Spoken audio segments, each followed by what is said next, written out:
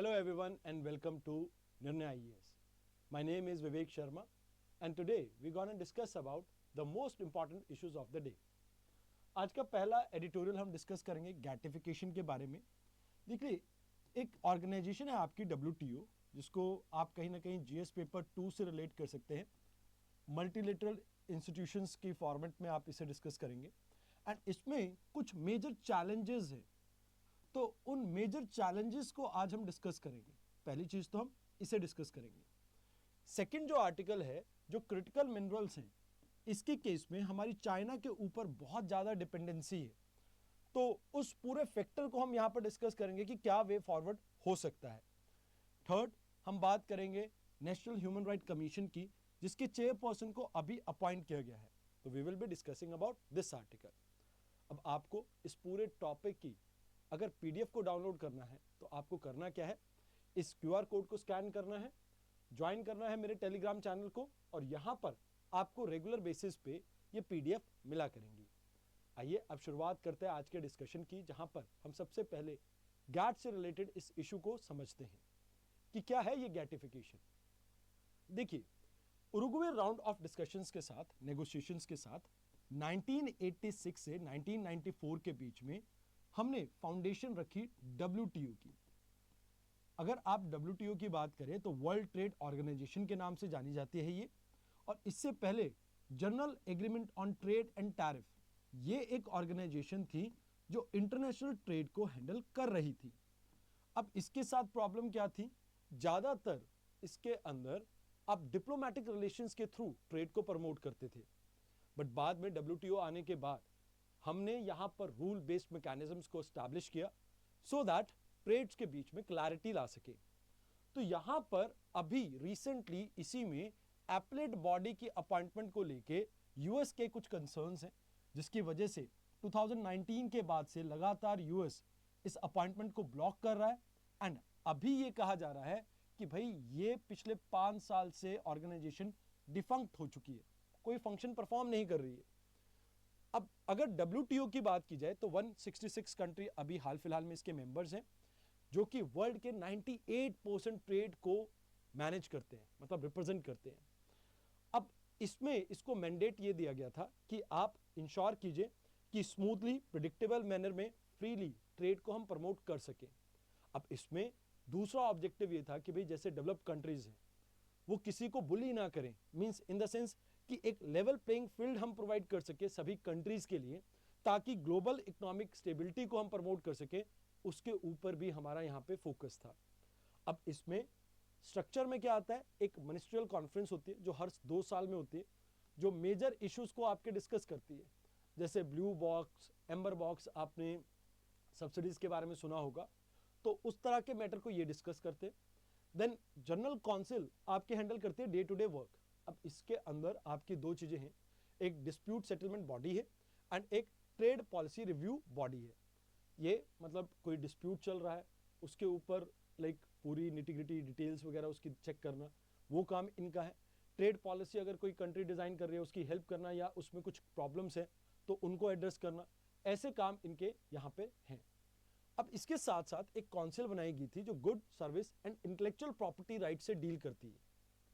And lastly एक secretariat है जो कि जिनीवा में आपके लोकेटेड है, क्योंकि इसका हेडक्वार्टर जिनीवा में है। अब इन सब के अलावा आपको ये याद रखना है कि भाई देखो, जब भी 2 कंट्रीज के बीच में, मान लो यूएस है और चाइना है, अब इन दोनों के बीच में कोई ट्रेड डिस्प्यूट आता है तो इसको एड्रेस करने के लिए आपके 2 टियर आपके मैकेनिज्म है।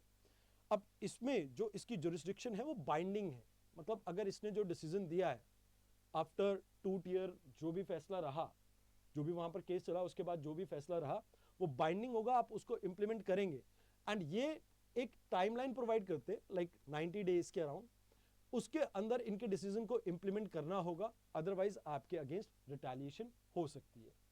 अब इम्पार्शियलिटी को मेंटेन करने के लिए हम यहां पर एक ब्रॉड स्पेक्ट्रम से मेंबर्स को मैनेज करते हैं।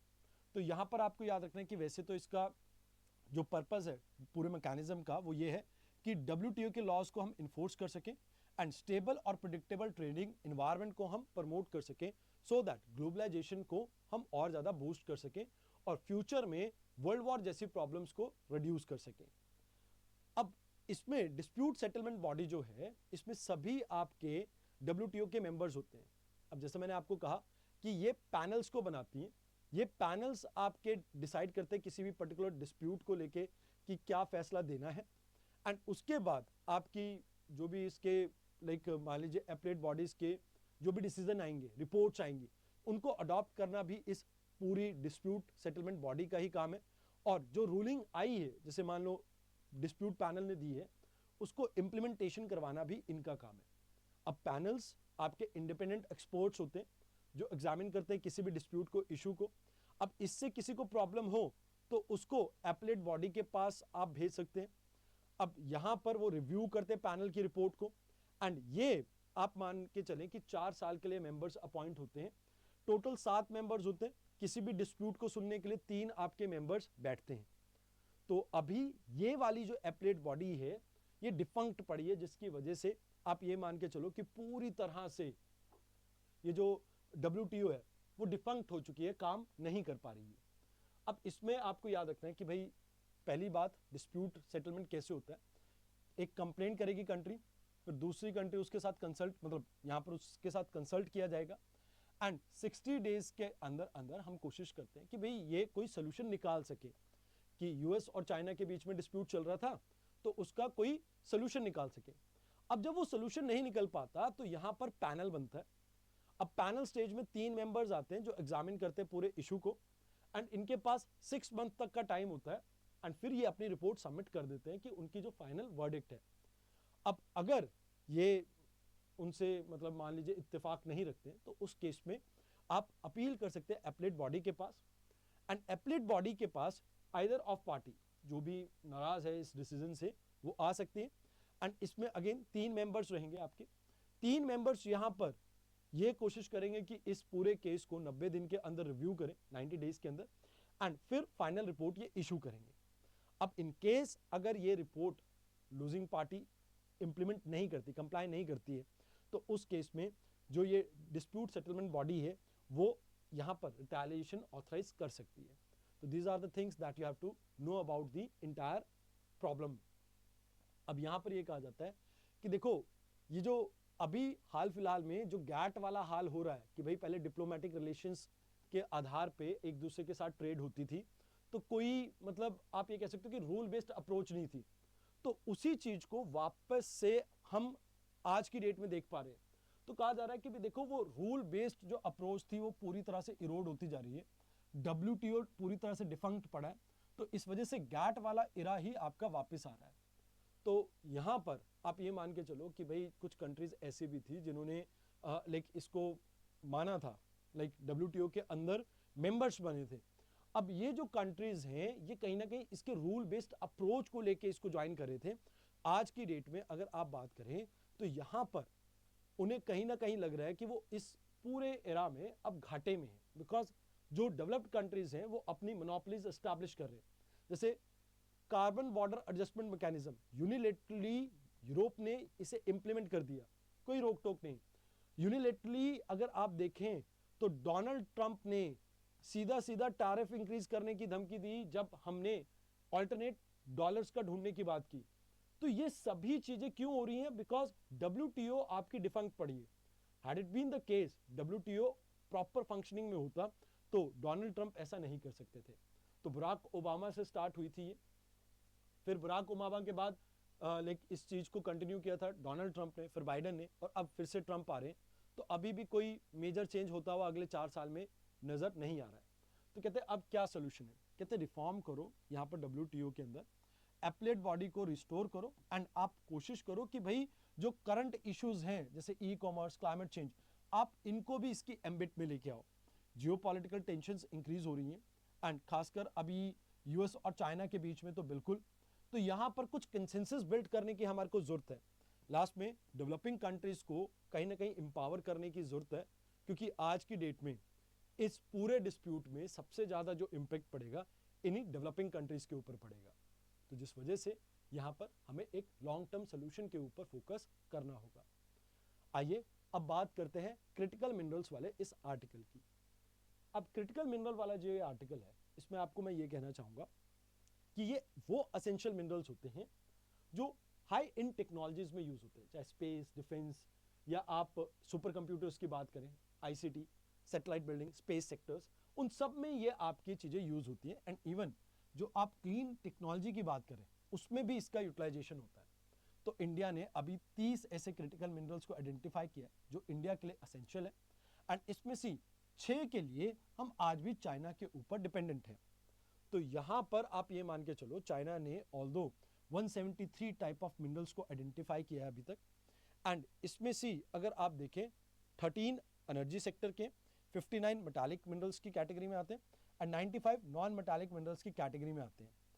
तो ये जो है इसमें बहुत लार्ज स्केल मिनरल्स आते हैं, बट इनमें से कुछ हैं जैसे lithium, graphite, rare earth metals, titanium, bismuth, ये सभी इसमें इस कैटेगरी में आते हैं क्रिटिकल मिनरल्स की, जो कि e vehicles, semiconductors, solar panels, defence technology, space technology, wide range of area में इनका यूटिलाइजेशन है।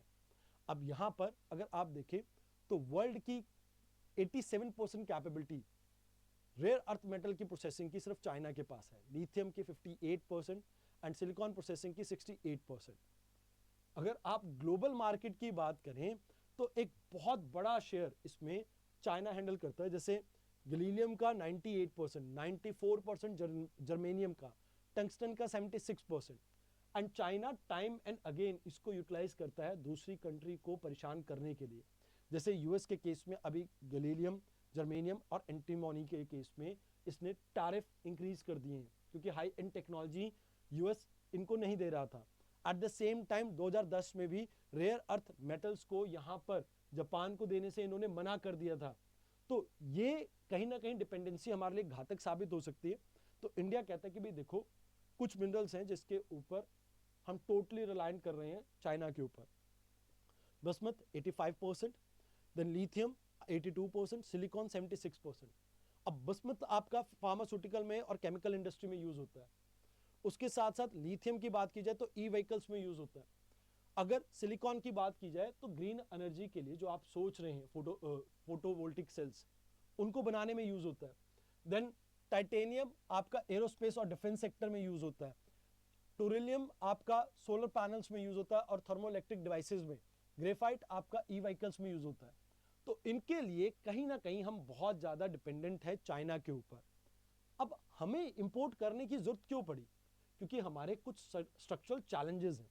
जैसे ये मिनरल्स बहुत डीप सेटेड होते हैं, बहुत डीप मिलते हैं अर्थ में, और उसको एक्सट्रैक्ट करने की एडवांस टेक्नोलॉजी हमारे पास नहीं है। हमारे पास प्रोसेसिंग की भी प्रॉपर टेक्नोलॉजी नहीं है। जैसे लिथियम आपको अभी जम्मू कश्मीर के रायसी इलाके में देखने को मिला, बट द थिंग इज अब इसको प्रोसेस करने के लिए हमारे पास टेक्नोलॉजी नहीं है, कई बार हमारे पास मिनरल्स ही नहीं है। अब यहां पर हमें कहीं ना कहीं एक बड़ी प्रॉब्लम का सामना करना पड़ता है, बिकॉज कोई क्लियर कट पॉलिसी नहीं है, रेगुलेटरी मैकेनिज्म नहीं है। तो प्राइवेट सेक्टर इसमें इन्वेस्ट करने से घबराता है, क्योंकि अगर रूल एंड रेगुलेशन कल को चेंज हो गए तो इससे इंडिया के ऊपर, मतलब जो प्राइवेट सेक्टर है उसके ऊपर असर पड़ सकता है। तो कहते हैं कि भाई इसमें क्या सोल्यूशन हो सकता है? तो कहते हैं खनिज विदेश लिमिटेड, ये आपकी स्टेट ओन कंपनी है, ये कहीं ना कहीं कोशिश ये कर रही है कि विदेशों में ऐसे मिनरल्स को हम ढूंढें और उनको प्रोसेस करें। फिर मिनरल सिक्योरिटी पार्टनरशिप और क्रिटिकल रॉ मटेरियल क्लब्स, इनको हमें ज्वाइन करने की जरूरत है। एंड साथ ही साथ geological survey of India and जो council of scientist and industrial research है, इनको हमें और ज़्यादा फंडिंग करने की जरूरत है ताकि और ज़्यादा एक्सप्लोरेशन कर सके, प्रोसेसिंग कर सके, एंड जिससे ओवरऑल इस प्रॉब्लम को हम सॉल्व कर सकें। देन यहाँ पर प्रोडक्शन लिंक इंसेंटिव स्कीम को आप इस डोमेन में प्रमोट कर सकते हैं, सर्कुलर इकोनॉमी को प्रमोट कर सकते हैं, वापस से रिसाइकल, रीयूज एंड रिड्यूस करने की पॉसिबिलिटी को अगर हम एक्सप्लोर कर सकें। एंड मोर ओवर हमें टेक्नोलॉजी फ्रंट पे वर्क करने की जरूरत है, R&D करने की जरूरत है। उसमें इन्वेस्टमेंट जब तक नहीं बढ़ेगा तब तक ये प्रॉब्लम जैसे कि तैसी रहेगी। तो this is the article, I hope आपको समझ में आया हो। आइए अब बात करते हैं, अभी recently national human right commission के चेयरपर्सन को अपॉइंट किया गया, जो कि एक फॉर्मल सुप्रीम कोर्ट के जज हैं। तो अगर बात की जाए इस पूरे कमीशन की, तो ये एक स्टैट्यूटरी बॉडी है जो 1993 में protection of human right act 1993 के अंडर बनी थी। पेरिस प्रिंसिपल्स को इम्प्लीमेंट करने के लिए एक्चुअल में इस लॉ को डिजाइन किया गया था, जो 2006 और 19 में कहीं ना कहीं अमेंड किया गया ताकि इसकी मैंडेट को एक्सपैंड किया जा सके। एक्चुअल में इसको बनाने के पीछे पर्पस था कि हम लाइफ, लिबर्टी, इक्वालिटी और डिग्निटी को इंडिया में प्रमोट कर सके सभी के लिए। एंड यहां पर जो इंटरनेशनल आपके क्लॉज है, जैसे for example universal declaration of human right, इन सभी चीजों को हम कंप्लाई कर सके, इसके लिए हमने इसको डिजाइन किया है। ये एपेक्स बॉडी है जो ह्यूमन राइट्स को डील करती है इंडिया के अंदर। इसमें एक चेयरपर्सन जो कि former chief justice of supreme court या सुप्रीम कोर्ट के जज हो सकते हैं, और 5 फुल टाइम मेंबर्स होते हैं जिसमें 3 एक्सपर्ट होने चाहिए ह्यूमन राइट्स के, from like human right domain हो सकते हैं, लॉ डोमेन हो सकते हैं, गवर्नेंस डोमेन हो सकते हैं। अब इसमें 3 मेंबर्स में से एक महिला होनी बहुत जरूरी है, मैंडेटरी है। साथ के साथ national commission for scheduled caste, scheduled tribe, women, minority, child protection rights वाले, national commission for backward class and person with disability, इनके सभी के चेयरपर्सन्स को भी यहाँ पर सीट्स मिलती हैं, मतलब रिप्रेजेंटेशन मिलती है। अब इनके मेंबर्स को इलेक्ट करने के लिए एक 6 मेंबर्स की कमेटी होती है, जिसमें prime minister, speaker of Lok Sabha, deputy speaker of Rajya Sabha, home minister होते हैं एंड दोनों हाउसेस के लीडर ऑफ ऑपोजिशन होते हैं। अब इनका जो टेन्योर है वो 3 इयर्स का होता है एंड 70 इयर्स ऑफ एज। कितनी? 70 ईयर ऑफ एज। दोनों में से कोई भी पहले अटेन करे वो इसमें आ सकती है। इनके पास पावर ऑफ सिविल कोर्ट है and principle of natural justice को ये फॉलो करते हैं एंड सो मोटोली इन्वेस्टिगेट कर सकते हैं किसी भी मैटर में जहां पर ह्यूमन राइट्स का वायलेशन हो, बट वो केस 1 साल से पुराना नहीं होना चाहिए। तो यहां पर आप ये मान के चलो कि इनके पास एप्रोप्रिएट पावर दी गई है, बट प्रॉब्लम सबसे बड़ी ये है कि एक टूथलेस टाइगर है, क्योंकि इनकी जो रिपोर्ट्स होती हैं वो कहीं ना कहीं सिर्फ और सिर्फ आप ये मान के चले एडवाइजरी नेचर की होती है। तो यहाँ पर लाइक आप ये कह सकते हो कि ये प्रोवाइड करते हैं रिकमेंडेशन कैसे हम गवर्नेंस, लॉ इन्फोर्समेंट और जुडिशियल मैकेनिज्म को इम्प्रूव कर सकें ताकि इंडिया में ह्यूमन राइट्स को हम प्रमोट कर सकें। साथ के साथ पब्लिक अवेयरनेस के लिए भी कैंपेनिंग करते हैं, मतलब अवेयरनेस जनरेशन प्रोग्राम्स को रन करते हैं।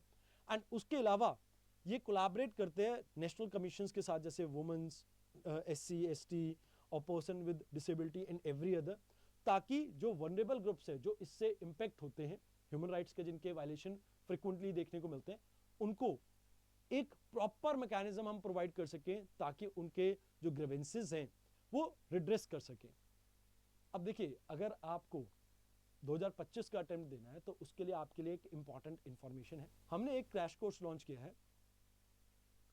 देखिए, अगर आप 2025 के अटेम्प्ट देना चाहते हैं तो हमने एक कोर्स डिजाइन किया है जिसमें आपको ना केवल करंट अफेयर्स बल्कि स्टैटिक पार्ट को भी कवर करवाया जाएगा एंड एक थॉरोली रिवीजन करवाई जाएगी आपके अपकमिंग UPSC एग्जामिनेशन के लिए। अगर आप इसको ज्वाइन करना चाहते हैं तो आप मेरा कोड यूज कर सकते हैं वी शर्मा, यानी VSHMA। इस कोड को यूज करके आप डिस्काउंट को अवेल कर सकते हैं। तो आज के डिस्कशन में इतना ही। धन्यवाद।